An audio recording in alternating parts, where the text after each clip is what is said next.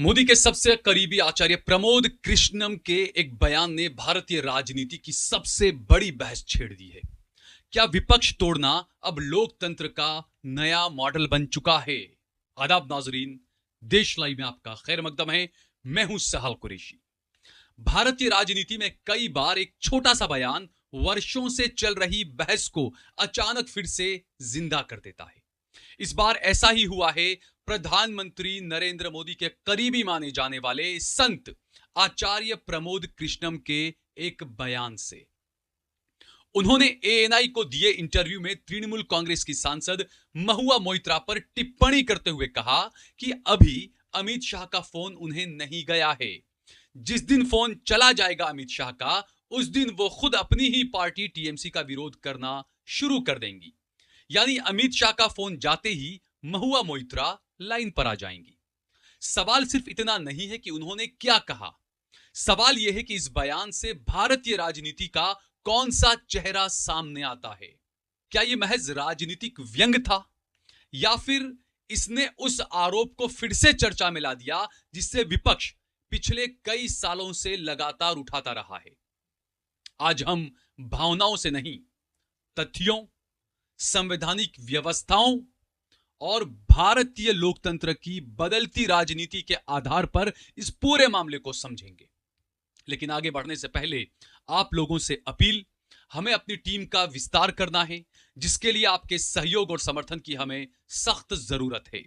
हमने हमारा नंबर दिया हुआ है, इस नंबर के माध्यम से हमारा ज्यादा से ज्यादा सहयोग और समर्थन करें। आप डिस्क्रिप्शन में दिए गए लिंक पर क्लिक कर सीधे हमारे साथ जुड़कर भी हमारा सहयोग और समर्थन कर सकते हैं। दोस्तों, भारत में सरकारें गिराना कोई नई बात नहीं है। 1967 के बाद से ही आया राम गया राम की राजनीति भारतीय लोकतंत्र का हिस्सा बनी रही है। लेकिन 2014 के बाद विपक्ष लगातार आरोप लगाता रहा कि दल बदल अब व्यक्तिगत निर्णय नहीं बल्कि सत्ता की रणनीति बन चुका है। कर्नाटक, मध्य प्रदेश, महाराष्ट्र, गोवा, अरुणाचल, मणिपुर, मिजोरम और कई अन्य राज्यों में सरकारें बदली। इनमें से ज्यादातर मामलों में विपक्ष ने आरोप लगाया कि एजेंसियों के दबाव और राजनीतिक प्रलोभनों के जरिए विधायकों को दल बदलने पर मजबूर किया गया। हालांकि भाजपा ने हर बार इन आरोपों को खारिज करते हुए कहा कि विधायक स्वयं भ्रष्ट और अक्षम सरकारों से तंग आकर मोदी के साथ आए हैं। यानी दोनों पक्षों की अपनी अपनी कहानी है इस पूरे घटना को अगर देखें तो। लेकिन यहीं पर आकर आचार्य प्रमोद कृष्णम का बयान महत्वपूर्ण हो जाता है। उन्होंने किसी राजनीतिक प्रतिद्वंदी की तरह आरोप नहीं लगाए हैं।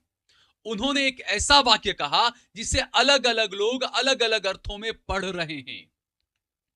अगर इसे राजनीतिक व्यंग माना जाए तो भी यह बताता है कि भारतीय राजनीति में अमित शाह की ऐसी छवि बन चुकी है कि उनके एक फोन का जिक्र भी दल बदल की बहस को जन्म दे देता है।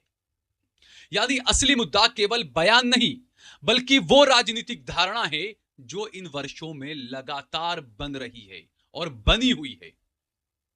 यहां एक और बड़ा सवाल यह भी उठता है कि यदि विपक्ष बार बार लोकतंत्र की खरीद फरोख्त का आरोप लगा रहा है तो भारतीय मीडिया ने इस पर कितनी गंभीर पड़ताल की? क्या प्राइम टाइम में कभी विस्तार से यह जांच हुई कि दल बदलने वाले नेताओं के खिलाफ ईडी और सीबीआई के मामले बाद में ठंडे क्यों पड़ जाते हैं, या उन मामलों को ठंडे बस्ते में क्यों डाल दिया जाता है, या उन लोगों को क्लीन चिट कैसे मिल जाती है भाजपा में जाने के बाद? विपक्ष में हुई तोड़फोड़ पर सत्ता पक्ष से सवाल करने के बजाय भारतीय मीडिया ने इसे चाणक्य नीति का तमगा दे दिया। क्या यह केवल संयोग है या इसके पीछे कोई राजनीतिक कारण है? इन सवालों के जवाब आज भी पूरी तरह से सामने नहीं आ पाए हैं। लोकतंत्र सिर्फ चुनाव जीतने का नाम नहीं होता। लोकतंत्र विपक्ष के अस्तित्व पर भी टिका हुआ होता है। यदि विपक्ष को लगातार कमजोर कर दिया जाए तो संसद में बहस कम होती है और सत्ता का संतुलन भी प्रभावित होता है। यही कारण है कि दुनिया भर के लोकतंत्र में स्ट्रांग ऑपोजिशन को लोकतंत्र का सुरक्षा कवच माना जाता है और मीडिया को भी इसीलिए चौथा स्तंभ कहा जाता है। लेकिन जिन लोगों ने मोदी के गुजरात के मुख्यमंत्री के कार्यकाल को करीब से देखा है वो जानते हैं कि मोदी गुजरात विधानसभा का सत्र कितने दिन चलाते थे और किस तरीके से चलाते थे। मौजूदा संसद का कार्य भी उसी ढर्रे पर चल रहा है, या यूं कहें कि उसे ढर्रे पर चलाया जा रहा है। हालांकि भाजपा कहती है कि जो नेता उनकी पार्टी में आए वो अपनी इच्छा से आए। अगर विपक्ष के विधायक अपनी ही पार्टी छोड़ रहे हैं तो इसका मतलब विपक्ष अपने नेताओं को संभाल नहीं पा रहा है। भाजपा इसे अपनी राजनीतिक स्वीकार्यता बताती है, जबकि विपक्ष इसे लोकतंत्र पर हमला कहता है। यानी पूरा विवाद राजनीतिक व्याख्या का है, लेकिन एक तथ्य ऐसा है जिस पर बहस हो सकती है। जब किसी नेता पर गंभीर जांच चल रही होती है और वही नेता भाजपा में शामिल होने के बाद राजनीतिक रूप से सुरक्षित दिखाई देता है, तो जनता के मन में सवाल उठना लाजमी है।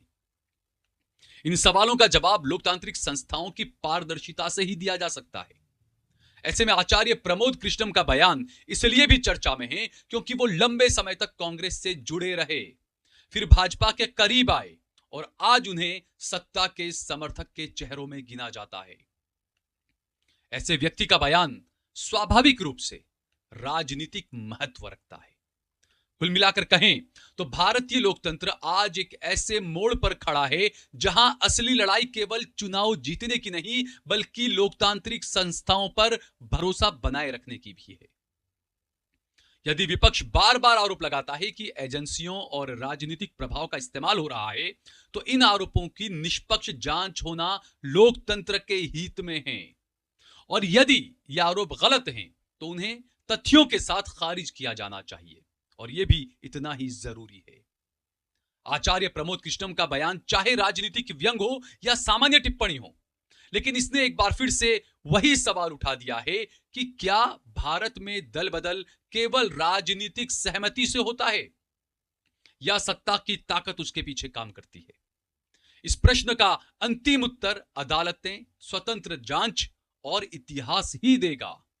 लेकिन इतना निश्चित है कि लोकतंत्र में किसी भी सरकार से सवाल पूछना लोकतंत्र विरोधी या देश विरोधी या हिंदू विरोधी नहीं है, बल्कि सवाल पूछना लोकतंत्र की सबसे बड़ी ताकत है, जो ताकत अब शायद भारतीयों के पास नहीं रही।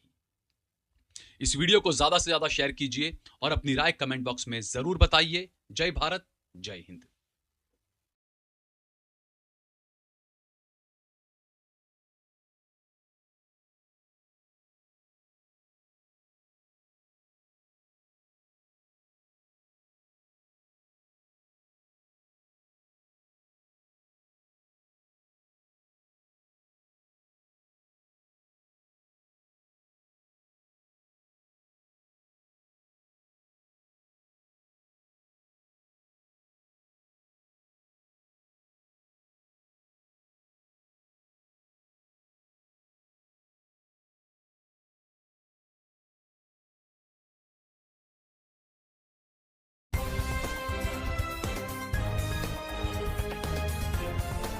देश और दुनिया की तमाम छोटी और बड़ी खबरों के लिए हमारे चैनल को सब्सक्राइब करना न भूलें और बेल का बटन जरूर दबाएं।